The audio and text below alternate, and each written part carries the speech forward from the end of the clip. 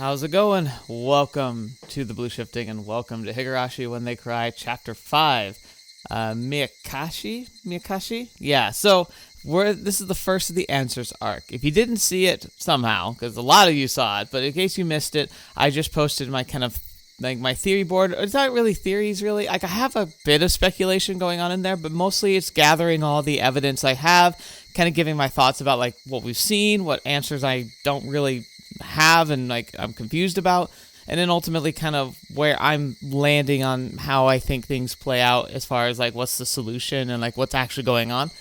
So if you haven't seen that and you want to kind of get some, like, just distilled theory crafting, check out the last week's episode, or if you're in the playlist, it'll be the one right before this one. Just kind of me, like, brainstorming based on the information that I've been able to see, and without being, like, exceptionally thorough. Like, I could see somebody going through all the games with a notebook and taking down, like, notations and kind of catching as much as they can physically possibly cram. Like, especially with the hindsight of everything you see through the first 4 chapters. I imagine that you could probably get reasonably close to the actual solution if you just, like, since you go into it with a better understanding of, like, what you might be looking for. But now it's time for us to get some of the answers. Time for us to actually see some of the behind the scenes, or some of, like, the proof in the pudding, as it were, and kind of get another perspective. Because I guess in this book, or at least this chapter, it's going to be Shion's point of view that we're going to be seeing, which is going to be really interesting. Because I guess chapter 4 is the first game where we, like, detached from the Keiichi point of view, and now we're doing that again, which is interesting, and I'm excited because I still feel like there's a lot more, like, grounded evidence and interesting storytelling to say that a cult is ultimately behind everything that's been going on, that it's just normal people using a cult and, like, curses as a vehicle to get things done. Like, not everyone will agree, and there's certainly, I outlined in my plot, there's certainly a lot of points that I just can't fathom the, like, answers to, because there's just stuff that doesn't make sense at all, that can't be answered by, like, a creative exploit of very well-connected, funded, and motivated cult. But I still feel like it's most likely what's going to end up being the answer, because, you know, usually when you don't, like, what seems like magic in most cases is simply a misunderstood practical application. So I'm excited to see how this goes, but I know you guys are as well. So let's kick back, relax, and get started, because usually these things start off pretty chill and kind of just launch ourselves into the setting, kind of get an idea for the feel and what's going on. Also, we're gonna probably I might check and look into the settings real fast, so I'm gonna get all that set up as much as I can before we, like, really dive into it. So let's get started, shall we? That should be good. All right, let's get started.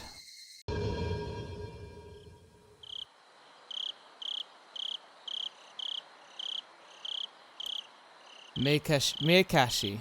Eye-opening chapter. Welcome to the world of Higurashi When They Cry, Kai. We finally reached the halfway point. From the viewpoint of the protagonist, try to find the truth behind the tragedy that unfolds. The difficulty is very high. It won't be easy to comprehend the motive of the perpetrator. Interesting. I love how, like these little tags almost seem like red herrings half the time. Alright, let's get started.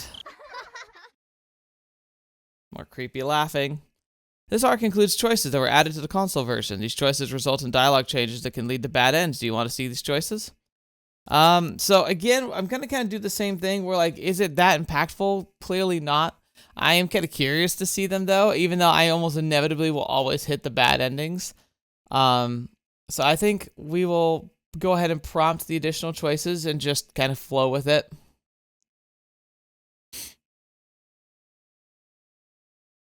She dropped her beads in the sand, so the girl cried. For 100 years, the girl searched the sands. They might be in the ocean, not in the sands, so the girl cried. For 100 years, the girl searched the oceans. They might be in the mountains, not the ocean, so the girl cried. How many years will pass before the girl wonders if she really dropped them? Oh, interesting. This is a work of fiction, and resemblance to actual persons or organizations is entirely coincidental. Had they had that flag before? 7 keys were attached to the keychain. Without knowing which key was the correct one, I had to go by instinct and try every key one by one. On average, I'd reach the correct key within 3.5 attempts. I'd been fortunate if I could open the lock within the first 3 keys. And I'd been unfortunate if I didn't. I had to think of the worst case scenario, getting the right key only on the very last attempt. I fought with my nervousness. My head ached from it.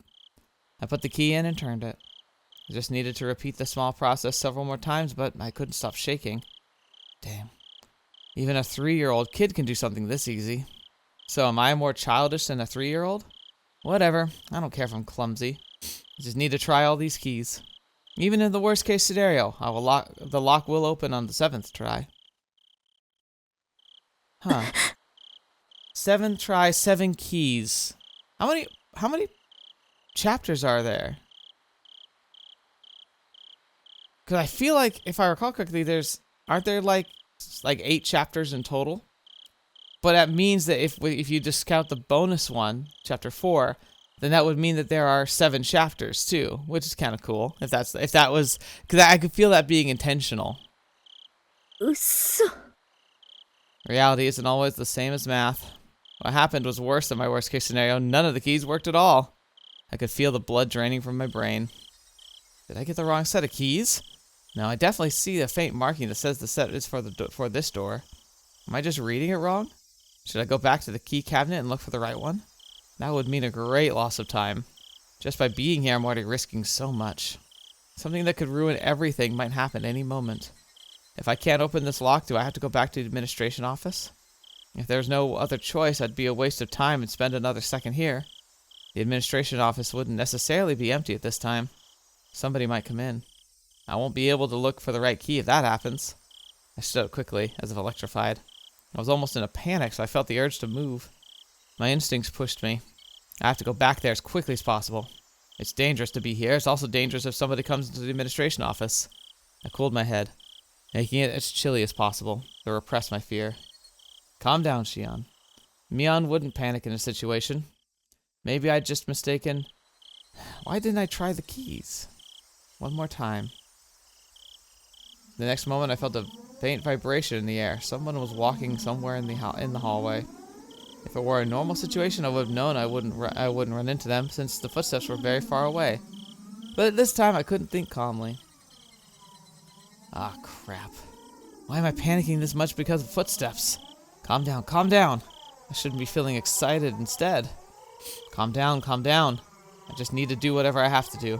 I should ignore the footsteps because they're not an immediate threat. Pretend they aren't there. I have to listen for something much more important right now. Ah, crap. This key should be hard and cold, but it's palatable, and hot. It feels like rubber. How could I stick this into a keyhole? Shoot, shoot, shoot! It wasn't the key that was palatable. It's my fingers that were limp. Ah, crap. The key sprung out of my hand and fell to the floor. It shouldn't have made any sound, because it wasn't so pliable, and yet, but it was so pliable, but it made a tremendous metal noise as somebody pushed over a cupboard. Cling! The sound almost stopped my heart. I felt dizzy for a while. I looked around afterward to carefully see if I caused any disturbance of the surroundings. Calm down, calm down. Nothing's changed. I didn't hear anything. So, am I safe? Calm down, calm down, calm down. Wait, I don't hear anything. What about those footsteps in the distance? Calm down, calm down, calm down. Are they looking for me? Did they after they noticed the sound? Oh, crap. What's the sound I'm hearing? Is my sweat dripping on the floor? Shut up, shut up, shut up. She's just having a full-on panic attack. How could I hear the sound of my sweat? Calm down. Calm down, calm down. Because, nothing works better than telling people to calm down, even yourself. Calm the fetch down. I have to clarify. This isn't a prison or a detention center. It's a private school. Not a normal one, though. It's a cost of fortune just to get in. It's a boarding school that provides education from elementary school to university. Oh, wow. Being for girls only, rather than a school, you could say it's a factory that manufactures ladies. Some of my classmates here have never even used public transportation. Really, it isn't normal. To me, saying how nice to see you instead of just hi is already insane. And calling the teacher's sister give me the creeps. Oh, is it a Catholic school? I hate the morning and evening prayers, and say nothing of the Sunday Mass. I don't want to memorize the Bible passages, and the Holy Ghost gives me a rash. As someone who's grown up in a Christian church, that's really funny. If I stayed in this institution, if that's what you call this place, for many years, I'd either go crazy or be brainwashed. Most of the girls choose to be brainwashed, but I can't do that. After all, I was more impressed by the political schemes and international trade behind religious propaganda than by the love of God, which the Bible teaches. Because of that, I've been treated as a problematic child from the beginning. I experienced lots of disadvantages as a result. I realized that quickly, so I superficially pretended to be normal. However, I got tired of acting, so I started to reveal my true self from time to time. I became a problematic child once again. People started to treat me differently once again. It's fun to misbehave, but it won't do anything for me in the long run. So why did I act that way? Why, even though I knew it was going to backfire on me later? After examining my emotions, I realized that I'd completely had it with my surroundings. I was afraid of being brainwashed in this institution. I can't live here. I won't let them brainwash me. 6 months ago, I decided to escape this place. The moment I made up my mind, I started to feel alive again. I acted ladylike in order to deceive the sisters. Pretending became fun once I set my goal. It gave me the creeps when they told me with smiles that it was God's influence that I started to behave religiously. I laughed at them behind their backs. I took on my classmates' duties in order to understand the layout of the school and the schedules of the staff and guards. I soon found out that the security of the school was immensely tight because there were so many daughters of important people living there. The guards walked their beat randomly. There were surveillance cameras everywhere. That actually is really interesting because security guards, like having a patterned walking schedule, makes sure that you have staff everywhere so that you can observe things, but it makes you predictable. Randomizing their beats certainly makes it harder to plan anything, but it also means you might have gaps that could develop for the people who are really patient. So either you'd have to compensate by just having a lot of staff, or you need to have like a pattern that's just really difficult to detect. And that's a lot harder because that requires really dedicated training, and keeping that a secret would be really challenging. Anyway, there were cameras everywhere. The system that kept out intruders ironically also worked to prevent escapees. But that excited me instead. So I simulated how to avoid all the surveillance in my head many times. I drew an escape route in the corner of my notes during class and tested it if it works. I strove to acquire any necessary skills for the escape. It was all fun. After all, the situation was cathartic to me. That's who I am. No matter how hard they try to brainwash me, I'd never change. I'd be waiting for the moment of my escape, preparing physically and mentally. First, I needed the courage to escape. I had to be confident of the plan. I had to think deeply about it. I also needed physical skills and physical strength. I imagined all the possible obstacles and trained myself. It was funny because I was finally able to enjoy gym class, even the long-distance runs. I needed a perfect plan, as well as physical strength and skills necessary to execute it. Also supported by those things, I needed determination.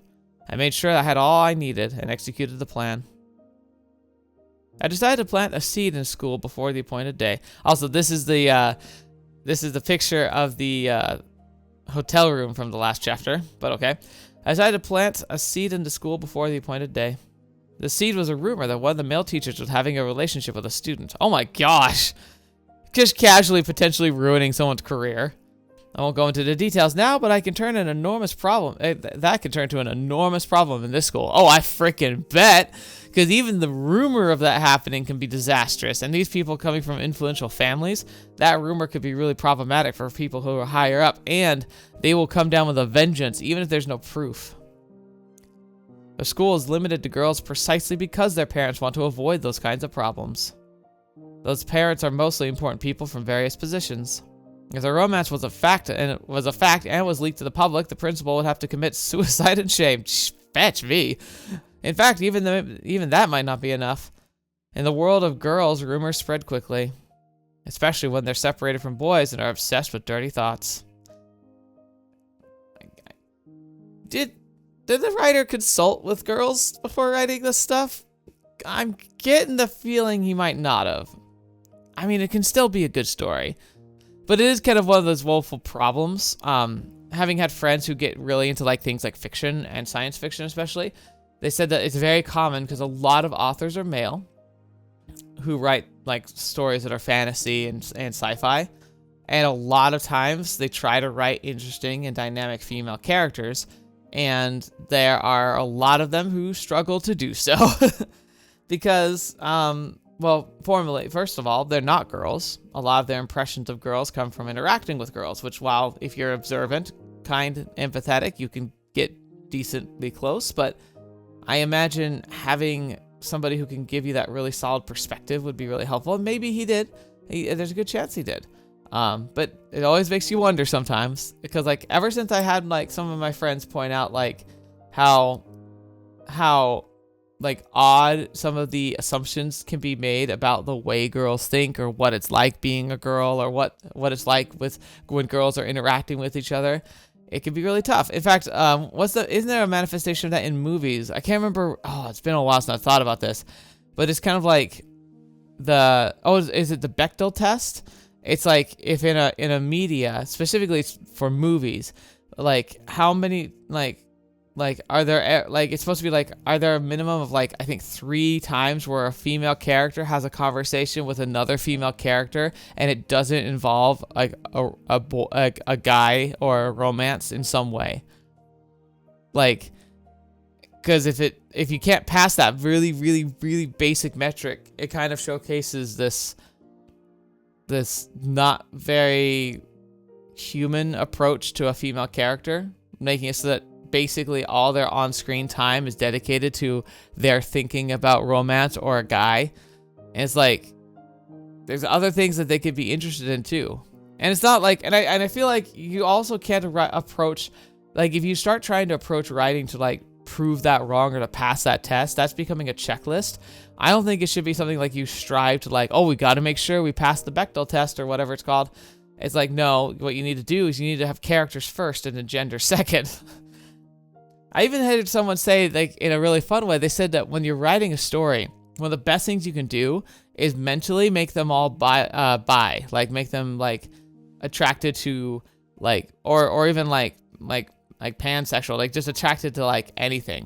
Not because you actually are going to have them be that, but because as a writer and a story crafter, you should leave yourself open to letting the characters tell you whom they would fall in love with, whom they would find attractive, and don't like box it in, because you might be surprised how your story could play out based on like how the characters develop and grow. And that's because if you're involved in a creative process, you probably can sympathize with this, but if you're not, you might sound like that's really weird because aren't you writing the characters? But no, not really. Like, at least from my experience and from a lot of experience of other people who like to do creative works, is that you formulate and get ideas and inspirations for a character, but the character themselves kind of take on their own life as you write the project.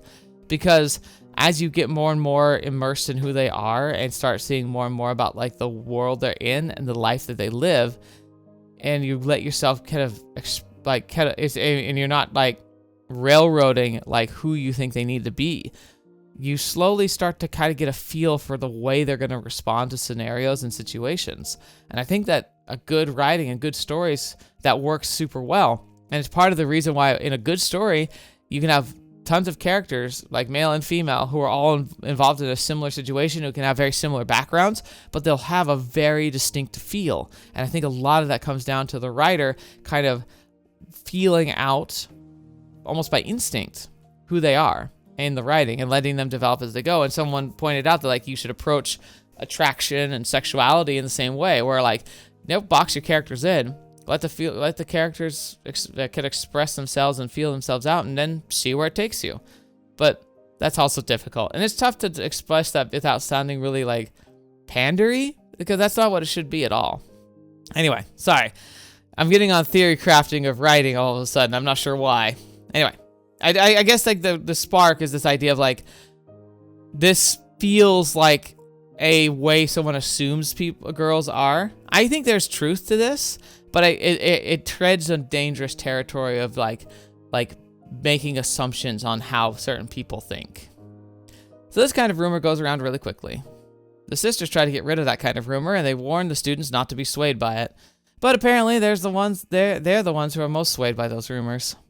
This means that I managed to make them furtively deal with something shady without contacting families or the authorities. So if I disappeared in these circumstances, it'd look like I ran away with some teacher. All the male teachers would deny it, of course. However, the school wouldn't believe what they said so easily. After all, there's a dirty rumor going around. By the time the school finds out about my escape, after they eliminate all other possibilities, I'd be somewhere safe. I tried hard to spread that rumor that I was involved in a forbidden romance as widely as possible. The sisters questioned me a few times, but since the romance was something I'd made up, they couldn't find anything.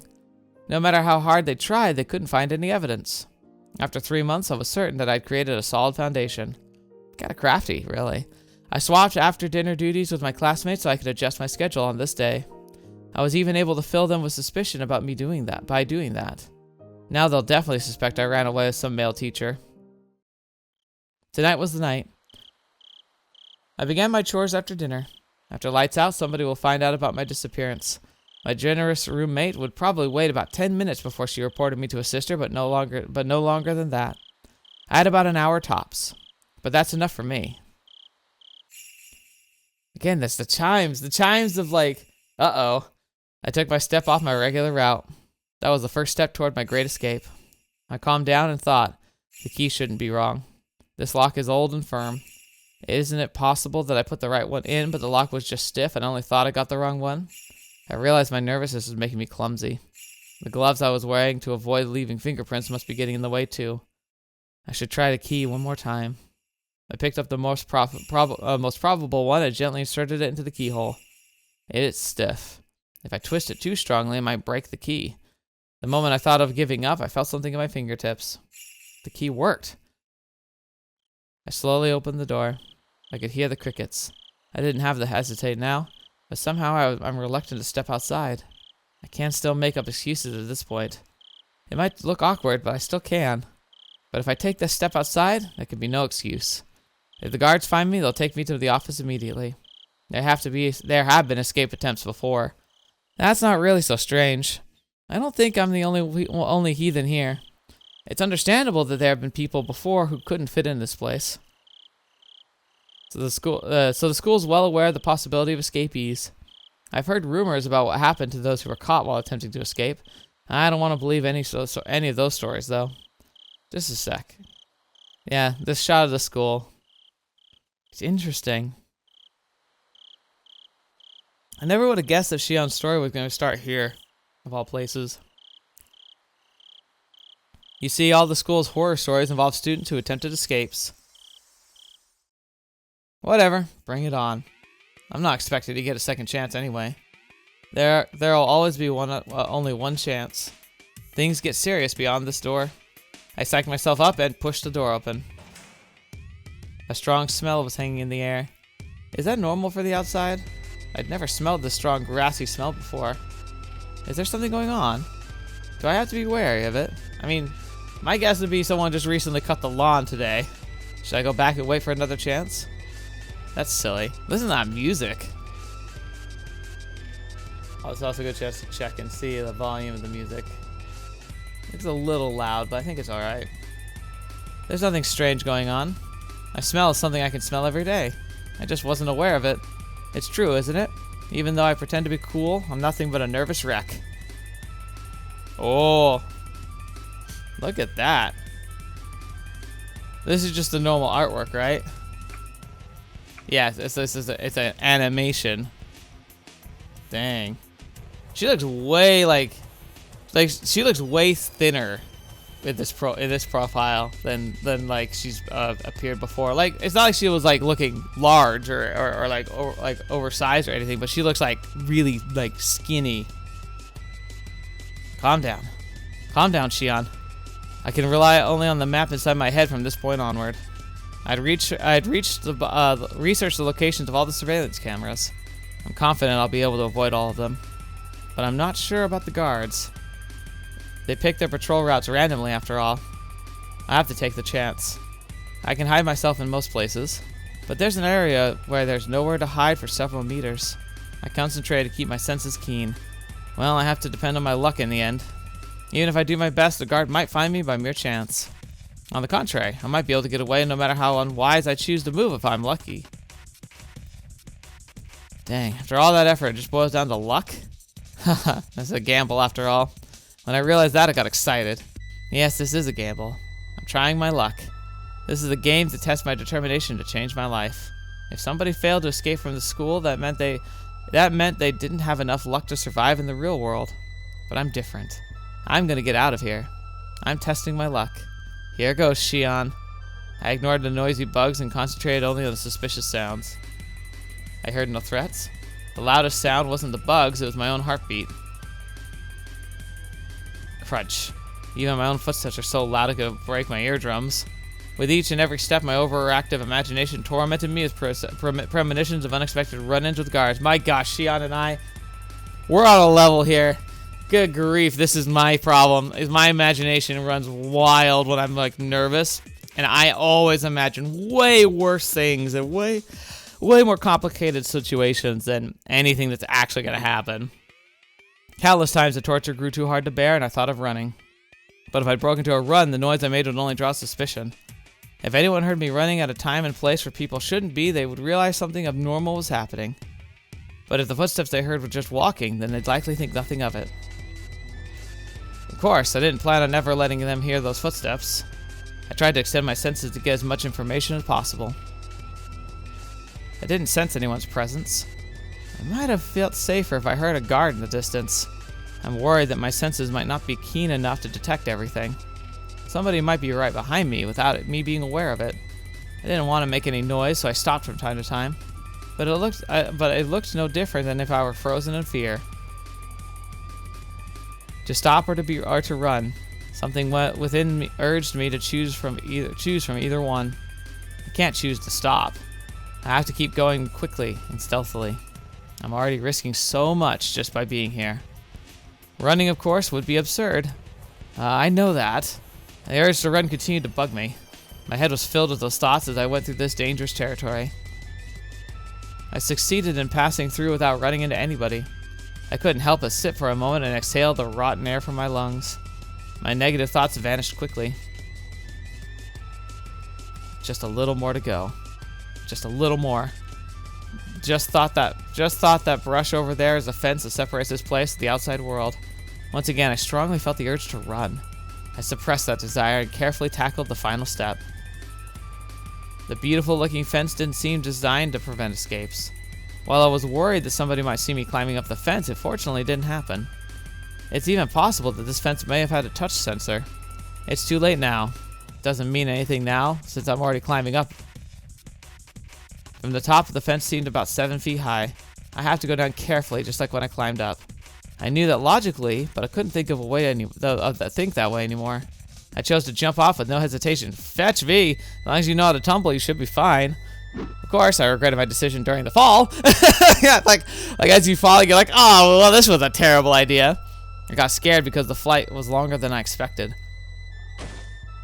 I didn't land beautifully, I fell into my butt. But there was nobody around to laugh and didn't have time to be embarrassed. I looked around to see if anybody heard my landing. Even the crickets weren't interested in the sound I made. I felt relieved. I looked at my watch. 5 minutes till 8 p.m. It was just a 15-minute escape. Putting a number to it really made it obvious how short it had been. Looking back, most of the time I was just asking myself questions and hesitating. I guess I worried too much. But I can't be too relaxed just yet. There's no guarantee that I fooled all the cameras. This place isn't a bank. There won't be a fire alarm going off even if the guards did see me. It's possible they're rushing this way right now. Can't enjoy this air of freedom yet. I hid myself in the darkness and waited. You know, Shion and Keiichi, I can kind of see why they get along. In a way, I can feel like she's a lot more meticulous, obviously. Her planning is way more on point than Keiichi's is. But a lot of times, it's about gumption and, you know, like drive. And they both have kind of a slight rebellious streak that leads them into these situations pretty naturally. I hid myself in the darkness and waited. There's still time left until the rendezvous. Rendezvous, huh? Ah, so she's collaborated with somebody.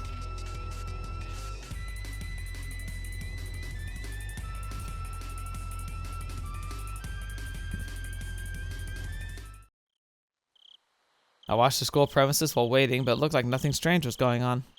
The building was lit up, and the beautiful Western style architecture made it hard to believe that it was a school. It should be armed with electrifying wires, searchlights, and guard dogs like the prison is. like the prison it is. I thought I'd experience a surge of school memories in a situation like this, but it didn't happen. That sort of thing only happens when you have good memories. I have no good memories of this school, so there's nothing to remember. But if I could picture a series of images to recall, it'd be the luxurious dinners we have every night. So my memories would be nothing but international cuisine, Japanese, Chinese, French, and so on.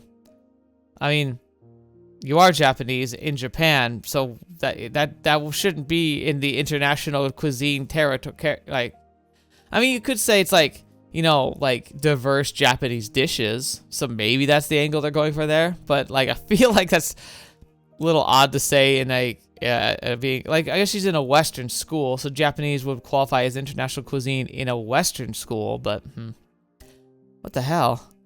That's just too funny. I just burst into laughter. And at that point, I heard a car approaching. I crouched into darkness.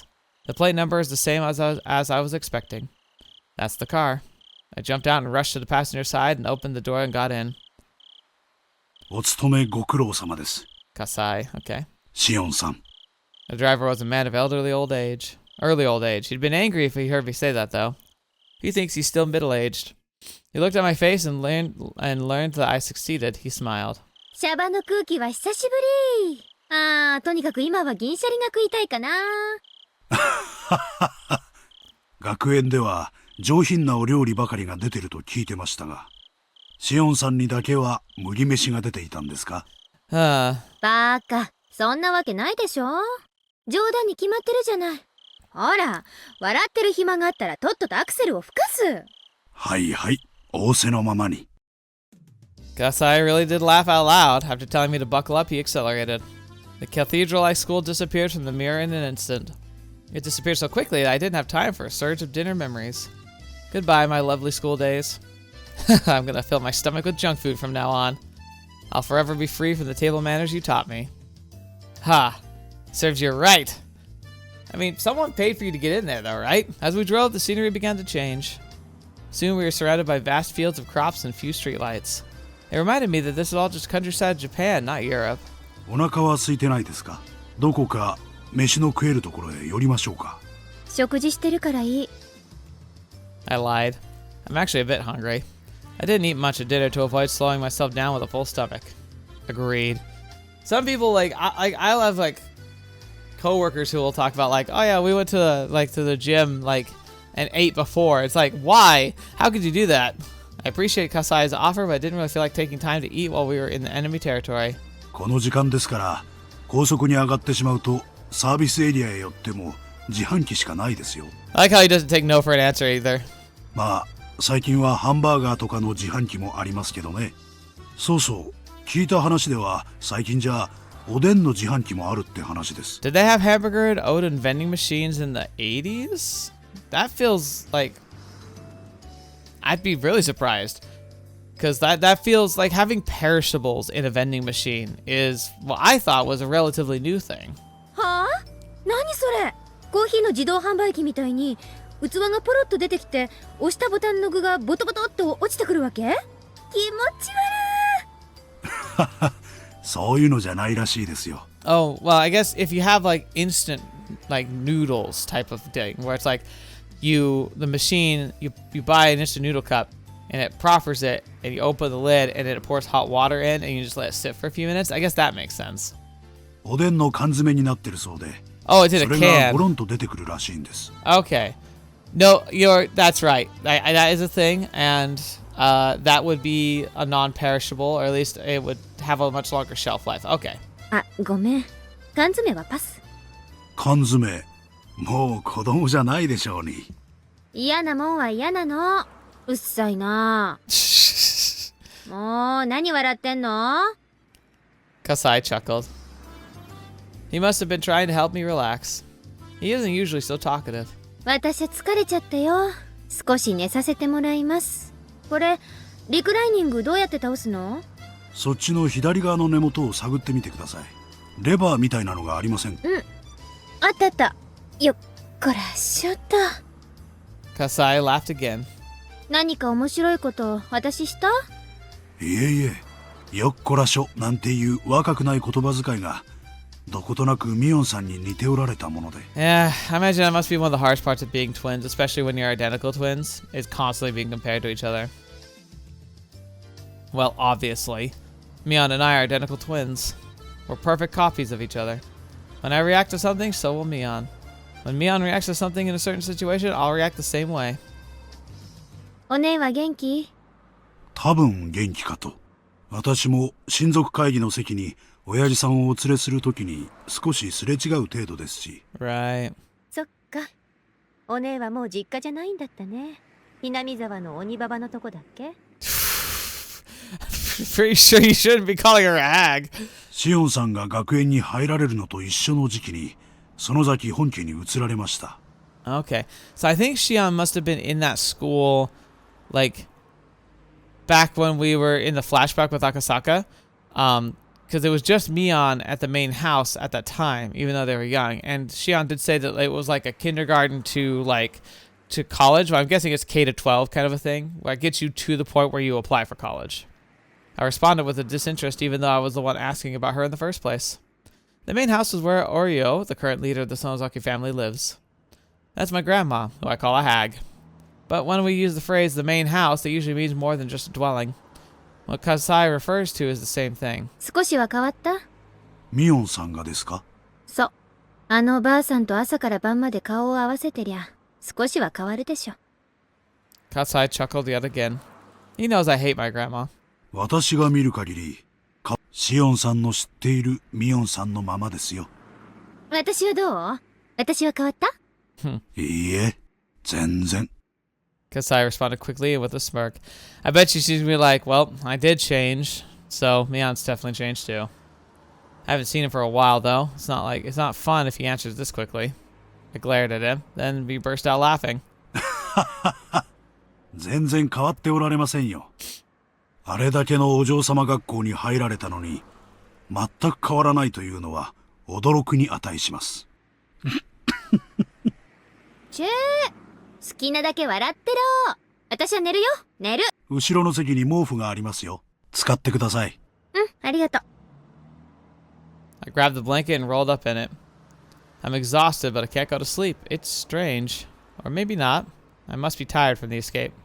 Is it just that, or it's just that I'm still feeling tense. So I have to declare it once again. I only calm myself. 寝る。私は寝るよ。Sure. はいはい。さっきからもう3回目です。それとも私が許可しないと寝れないんですか？今日のあんたは喋りすぎ。あんたが少し黙っててくんないと眠気も引っ込んじゃう。Oh, Shion. 失礼しました、姫君。では、しばらく黙らせてもらいます。I like Kasai. He's cool.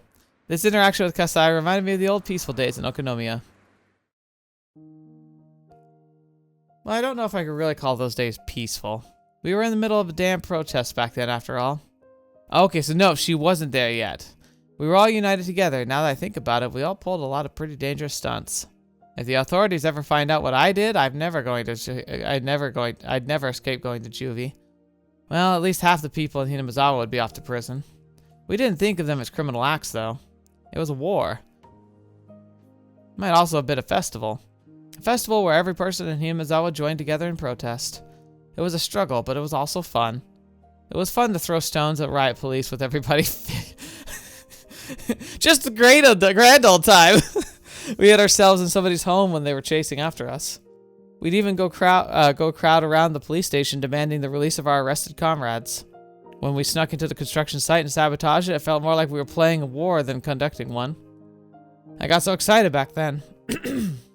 I felt united with my fellow members, even though they were strangers to me. That memory warms my heart.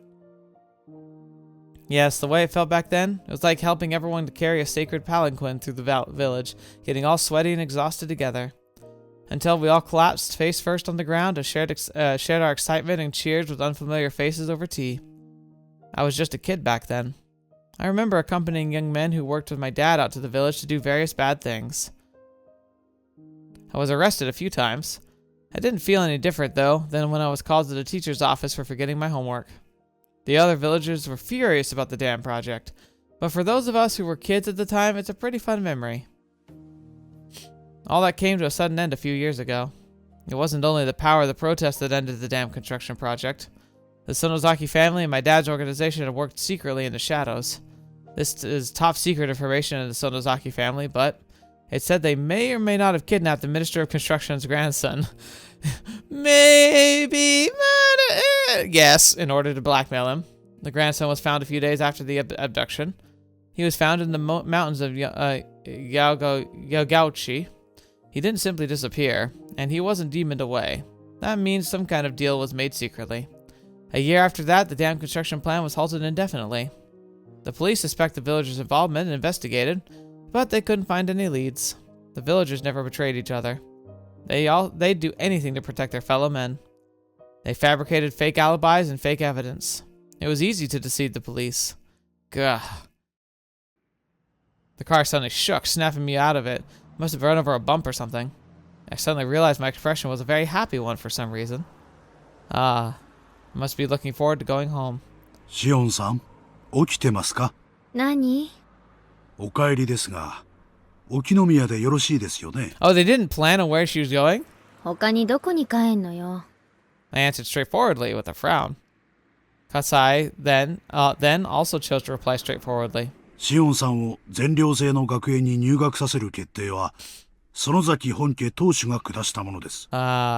シオンさんはその学園を抜け出した。He's like, do you want to hide? どういうことかお分かりですね。ばあさんの決めた学校が私に合わなかったってだけでしょ？シオンさん。わーってるって。うっさいな。I guess that's the thing too, like, so Shion and Oyo did not get along well, right? So Oryu sends her to this school to kind of, like, the idea is that she gets to get buddy, she gets a prime education, gets very close and, like, builds relationships with powerful people, and goes and helps to spread the influence of the Sonozaki name outside of the valley. Like, yeah, so she's not going to be the inheritor of, like, the seat of authority, but she still could be a very powerful pawn in the politics. That was, like, the point of all that, was that she would build, it's basically why Ivy League schools work, why, like, these really crazy expensive private schools work, because it's not like, oh, the education's that much better. Like, pound for pound, like, people will talk about Harvard being all great, and like the other Ivy League schools, Princeton, MIT, like, all these schools are like these top echelons. And yeah, sure, they're going to attract some of the best teachers in the field, and so that is something. But essentially, they're not that different from any other university in the regards of, like, the degree they offer you. The reason the pedigree matters is, well, name recognition does have an impact, yes. But the other part of it is really, it's about who you interact with, because you're building up a network of people that you're communicating with who are from successful businesses and successful families who already have access to tons of, like, money and influence, so that even when you're brand new, it makes it so that you have connections with people in high places with powerful people and power and access to a lot more opportunity, in just a general sense of, like, hey, I'm going to start a business. Do you know how much harder it is to start a business genuinely from, like, if you're just, like, someone from the countryside, you could have the most brilliant idea in the world and try and make it into a business, and you know how much of an uphill battle that's going to be, because you just have to do everything from scratch, and you have to be able to convince people that, like, you can be trusted with, like, loans, you can be trusted to, like, manufacture, that you're going to be able to actually get, like, the proper marketing going, as opposed to being somebody who gets exactly the same education, exactly the same idea, or even a crappier idea, but because you know people who are willing to give you personal loans, because you are rubbing shoulders with people who know how to work the market and can give you good advice and connect you with the right individuals, because you know the right you know the individuals and the people to ask questions of, and to get the best resources, and to get the benefit of the doubt where people are willing to trust you with the vast resources they have, because you're rubbing shoulders with people who could literally lose $100 million and it not affect their bottom line. So they're willing to throw money at projects and see if one works. Like it's insane That's really the value of those places. The value is the networking, and that's what Shion was being set up to have, was a networking opportunity within Japan, rubbing shoulders with some of the most powerful girls in the country, who would then be able to help her network and also help the Sonozaki family network. At the head of the Sonozaki family, the Hag's decisions are absolute. They are nothing like, say, the 3-second rule. Worse, the decision to confine me to the academy far away from the Sonozaki family was made before I was even born.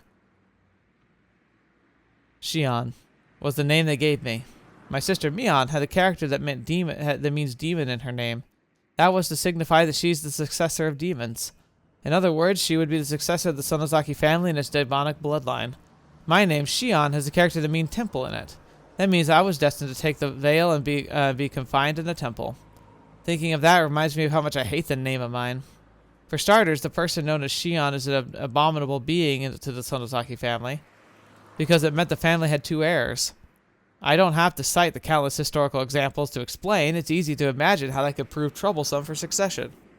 According to our long-held family traditions, one of the twins were to be strangled to death right after birth. Fetch me! I mean, unfortunately, that is kind of like a legitimate concern if you're talking about, like, family lineage. If bloodline is going to be the end-all be-all of authority, it is a troublesome problem to have. And it's funny because it is apparently a very much a traditional story trope for Japan. I wonder if I learned more about Japanese history itself, that if this was a common, like, problem, or at least narratively one, of like succession issues and like the idea of like cutting it off at the start rather than allowing it to play out where it could become an issue. Because again, one of my other favorite visual novel stories is Muv-Luv, and one of the main story beats in Muv-Luv is Maya is a twin to a successful family, and Maya was the Shion in that example. And for them, what they did is they split up the twins. They had the one that they like said, hey, this is the heir to the family, while Maya was sent off with like distant relatives and basically shunned and ignored and not acknowledged. And like that's like a big part of her like legacy, is the fact that she was basically grew up knowing that she was the backup. Because that's the difference in that story, is that she was the backup in case her twin were to unexpectedly die. Then she would become the heir, but unless that kind of situation happened, she was basically just reserved in the wings as a potential backup to make sure the family name is preserved. Shion is getting a similar treatment. So the fact that there's commonalities in that storyline is like, it makes me think it's much more of like a cultural thing, because it's not a narrative I would feel is like, it's not a very common narrative that I see in a lot of the books I grew up reading. All right, anyway. Unbelievable, isn't it? What that means is that I have to be grateful just to be alive and breathing to this day. I heard the hag actually put her hands around my neck right after I was born. I don't know what exactly took place in that moment. Maybe some brave relative of mine managed to get her to stop, or maybe she was in an extremely good mood that day. Then don't try to strangle me. We're twins. There are no apparent differences between us. But the first one out of my mom's stomach was named Mion, and the second one drew the short straw and got the name Shion. Everyone else was desperate to tell us apart, but we sisters just found that awfully ridiculous. There wasn't any difference between us. No one could tell us apart, even if we were only swapped hats. We wondered why all the grown-ups were trying to see the differences. Well, our fun as twins didn't last forever. One day, they created an undeniable, clear distinction between Mion and Shion. Mion was the main Sonozaki house to live in, went to the main Sonozaki house to live with the hag and learn how to become the successor, and I was to be confined to St. Lucia's. I have no objection to Sis's inheritance. I used to be jealous, but now I feel like having to learn about and follow the traditions would make me tired, and I even feel sorry for Mion. So I'm not going to be a threat to the family even once I'm back in Okonomiya. But the hag doesn't seem to think that way. She thinks of me as some kind of evil omen. That's why she wanted to keep me away from her. That doesn't matter to me. I don't want to see her face either. I don't care if she doesn't allow me to enter Hinamizawa. She can charge me 10,000 yen per step I take there. But I want her to let me live in Okonomiya where I grew up. When I was little, I was in Hinamizawa, but I don't remember it much. And I'm not very attached to it. I do have good memories of my elementary school days in Okonomiya. The town isn't very sophisticated, but I kind of like it there. 沖宮の町へ帰れば、親族の誰かの目に触れることになります。Well, yeah, but what's the other options? What else would you imply? やがては必ず本家の知るところになります。ばあさんの耳に入ったらどうなるかってこと？まあ、そりゃあやばいことにはなるかもね。お分かりならいいんですがね。なーに、葛西。あんた今から私に引き返してあそこへ戻れって言ってるわけ？まさか、そんなことは言いませんよ。私が言いたいのは、相応の覚悟はあるんだろうなってことでしょ。口先だけでなく、本当に理解してるんならいいんですがね。Right. そうだろうね。万が一の時は、脱走の手伝いをした葛西も責任は免れないだろうしね。葛西も小指に未練があるなら、今のうちに小指にいっぱいキスをしておいた方がいいんじゃない？ Sheesh. その時はシオンさんも、すまきにされて鬼が淵沼に放り込まれるくらいの覚悟をしてくださいよ。ああ、あるいは本家離れの秘密部屋送りかも。I like that they're casually talking about, like, being disappeared in a swamp or being put in the torture garden. I heard there's a big torture room in the main Sonozaki house. I've never seen it, though. I heard they used to torture and kill the enemies of the village in there. It's just awful, really. I hope they don't end up as a victim. I don't end up as a victim of that place. Bad news. はいはい。ま、なんとかなるって。Oh, yeah, we've just been talking about torture and death and murder and potentially my torture, death, and murder. But it's okay. Everything's gonna be alright. The music says so. つくづくシオンさんは姉さんに似ている。その出たとこ勝負的なところが特にです。そりゃ似るでしょ。実際の母親だもん。My dad and mom will be furious if they find out about my escape. I'm more afraid of them than the hag. I don't want to go into details, but my dad's part of the Yakuza. Okay, they're just flat out saying it then. He's in charge of the organization which covers the Shishibun area, and he's a very important position. So is Kasai here. He's an old friend of Dad who really trusts him. I don't know if it's true, but I heard Kasai used to be very aggressive, though he's gentle now. I also heard he has tons of scars. He was in charge of a few large areas, but after he was injured badly in a fight, he retired. Now he's my dad's consultant, aka drinking buddy. He was my caretaker in my childhood, and now I feel like he's my butler. At first I thought my dad asked him to supervise me, so I hated him. But in time I started to feel like he was on my side. This is just a hunch. But I think Kasai used to be in love with my mom. Aww, that's sad. My dad, mom, and Kasai were in a love triangle. Though my dad took the lead in the end. Kasai couldn't leave my mom entirely, so he stayed around as my dad's friend. I can tell that from the way he acts. Look at this dude. He's seeing my mom and me. That's why he says I look like my mom every now and then. That is kind of sweet, but could be a little scary. Kind of gave me the creeps at first, but he isn't a bad guy at all. Okay. He's actually pretty funny. I only found out after I got used to him. So when I thought about escaping, I naturally turned to him. I contacted him at an early stage of my plan and arranged to meet him today. You could call him a conspirator. It's not surprising that he found out about my return to Okunomiya. Oh wait, by the way, let's see if we can. Alright, so this is the remake. He actually looks he looks a lot more intimidating here. And then here's the original. I still like console better, but he looks too gangly here. Like he looks more like a willow tree. This he looks like he could punch your lights out just by looking at you. Considering the rules and traditions, cutting off his pinky finger wasn't too far off from reality. I might be rolled up in a futon mat and thrown in the swamp for real, too. Even so, there's only one place for me to return. I'm going to Okunomiya and nowhere else. That's my hometown. This might be kind of homesickness, but I don't really care what it looks like. 実際どうするつもりです。園崎一族の目はそこいら中にありますよ。まあ、最初はのんびり隠れながら過ごします。仮に姿を見られたってミオンだって言い張ればいいんだしね。それからで、ほとぼりが冷めてきたら私に近しい親類から徐々に打ち明けていく。私に味方になってくれる人たちだってそこそこにいるからね。Man, she sounds so political already. Like she's got a good head on her shoulders for this stuff. 私も親父と大喧嘩した時、あちこちでいろんな人にかくまってもらったし。You know, I feel like if things had been allowed to progress and things didn't go take a dive off the deep end in the coming years, I could see Shion being made heir to the Yakuza. Like, obviously, the Yakuza side of things and Yakuza in general tend to be very male-oriented because of, like, the combat stuff. But what I could see her being given a really strong place and prominence in that part of the family. And then I feel like she'd be, like a helpful part of everything.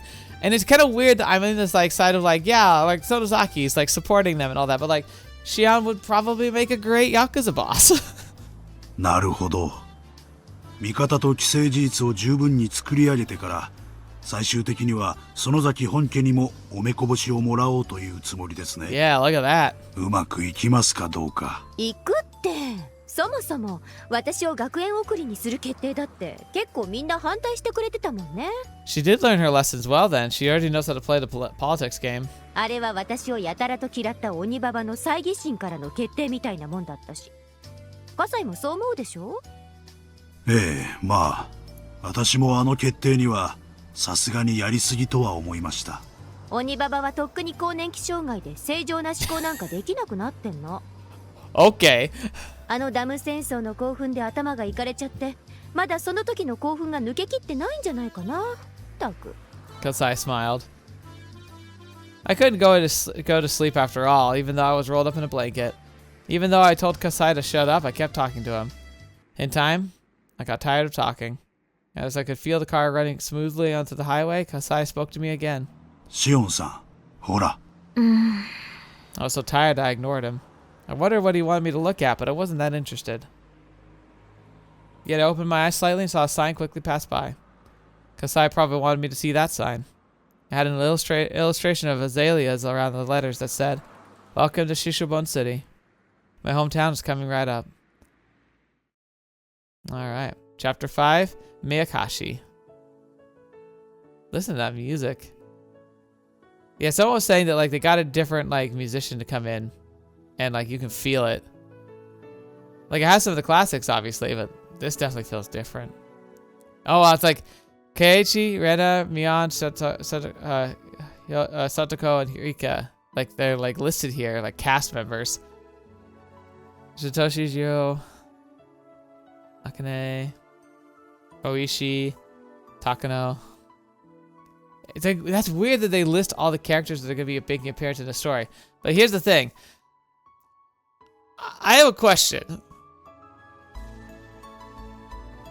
How are they going to resolve the fact that nobody, like Rena, I guess they didn't list Rena, did they? No, they did.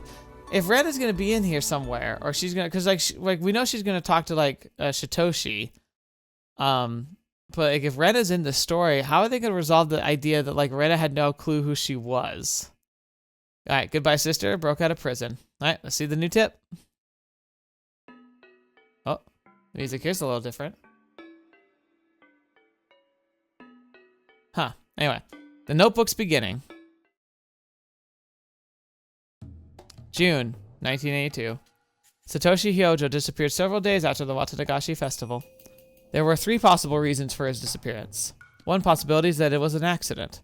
Dead bodies sometimes end up in the irrigation channels a few months after hit-and-run incidents. But since the police did a thorough search of the area and hadn't found his body, this possibility seems small. The second possibility is a self-motivated disappearance. Satoshi could have been living in dire circumstances. His close friends actually heard him imply he might run away. The police thought he skipped town after killing his aunt. That seems possible considering that aspect. But the police arrested another person for the murder, so this hypothesis must also be considered false. The last possibility is that he was involved in a series of mysterious deaths in Hinamizawa. Okay, I guess I want to go back to this though. So this was something I totally forgot to put in my chart because I had like I was so caught up in everything else. But this is definitely something I had it slipped my mind, but I really should have put in there. Is this idea of like, why do they keep finding random people who seem completely disconnected from Hinamizawa to confess to crimes? I kind of put it in there because I talked about how like there were people, like part of the reason why like in support of the cult was that there were people who always took the fall.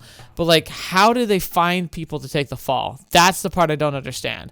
Are they like members of the family who are willing to take the fall? And it feels unlikely, especially because you'd still be able to tie them to the Sonozakis. So why are they random people who seem to mysteriously like admit to crimes that like I don't think they committed? That's really odd. So that's kind of another like doesn't have it. I don't have an answer for that like kind of has to start being attributed to the curse, because it's like I don't see where that comes from. Anyway, moving on. It also carried the curse of Oyashiro-sama. He fell victim to it and disappeared. Unless Oyashiro-sama's occult power is actually verified, the curse must be the act of humans. It's only natural to assume that Satoshi-kun was made to disappear by someone's will. I agree. So the question is whose? The possibilities are quite limited. The culprit is either a member of the Sonozaki family, a member of the three families, or one of their many relatives. The police can assume that easily. I need to think beyond that. Who did it? How did it happen? And why did it have to be done? Why did Satoshi-kun fall victim? What was their motive? Who gave out that order? Who actually did it? The mastermind, the culprit, and the truth are all in reach of my grasp. And think about it too.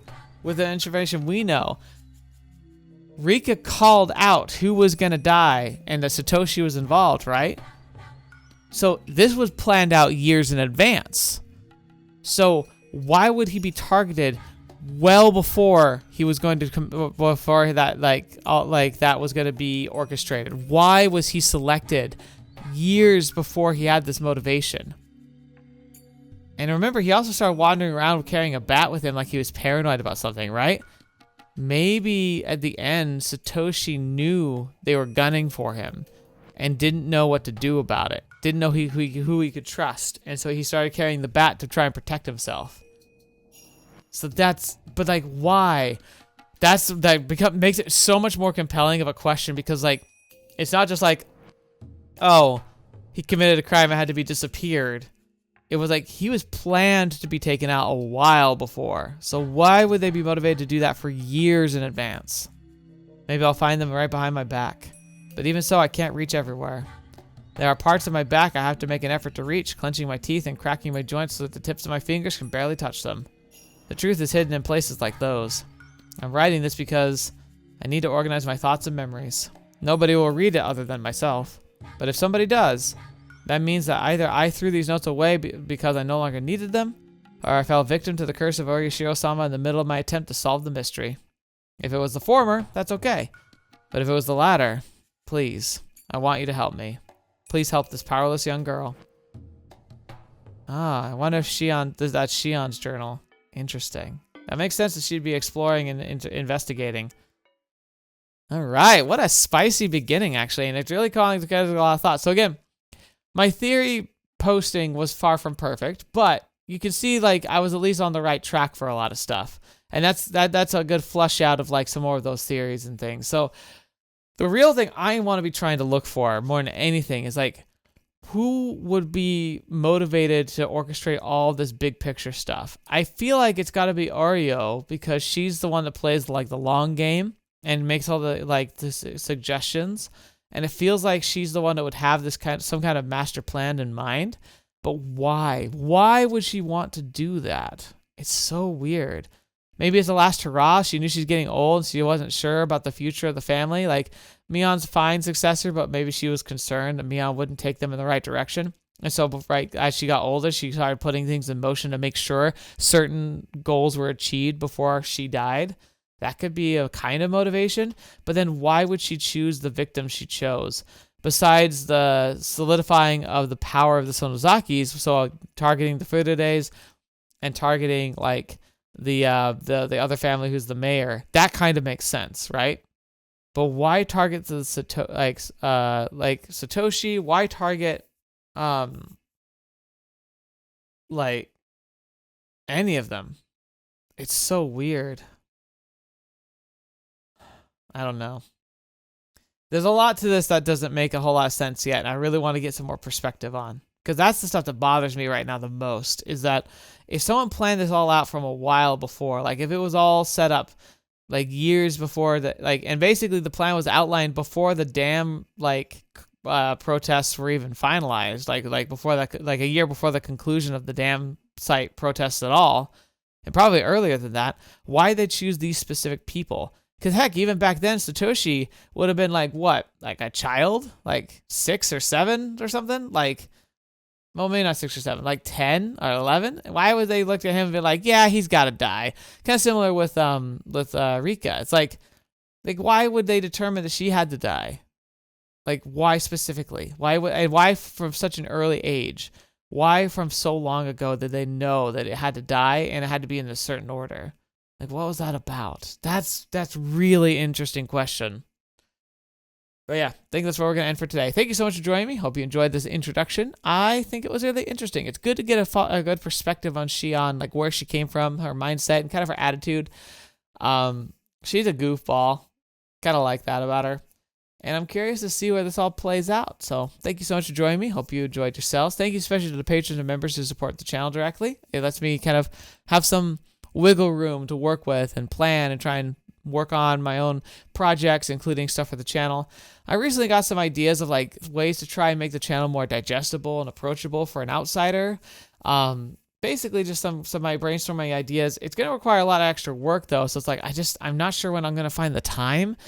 Because, like, the only thing I can think of that would be a sure thing would be to take a break from, like, other content in order to make sure I have the time to do it. And I don't want to do that unless I have to. But, you know, sometimes you gotta. So we'll see how that plays out. But, like, basically I want to do things like shorter form content that's more digestible. Like, maybe, like, after I finish a series, I can make a series like a whole, like, playthrough more appealing. If I did like an intro, kind of like a spoiler-free like trailer of like, hey, this is why I recommend this game. I highly recommend you play it. And then when you're done, come watch the series where I played the entire game, and you can see my thoughts and processes that go through it, like something like that. I also should probably do some shorts or something. I also heard the idea. It was something I was thinking about for a bit. Like I was toying with the idea, and even someone mentioned it recently. Like it might be kind of fun if I did more deep dive videos, kind of like I did with the Higurashi, where I was just kind of plotting my theories out.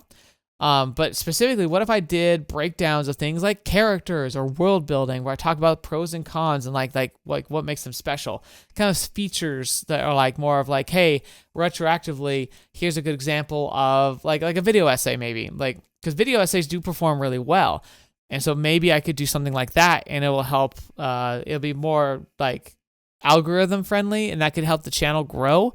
So, like, in that regard, that's cool, but I've never been one to chase algorithms, so I'm not sure, because, like, while I love the content, and I would, like, I do like the idea of, like, putting together my thoughts in a creative way, and, like doing some comparing and contrasting of character design and character, like, motivation to build, and just kind of examining things analytically from, like, a perspective of a major fan. I do not know if it's something I'd want to do enough that I could commit to it, because I like the journey of the stories more than anything, but being able to share my thoughts about them is really nice. So I don't know. We'll see. I did do a little bit of stuff like that way at the beginning of the channel, but now with my better knowledge and understanding and my editing skills, I might be able to do something more interesting with it. So I don't know. Just brainstorming. Anyway, sorry for the rant. Thank you so much. Until next video, watch me up. See me next. I'll see you there.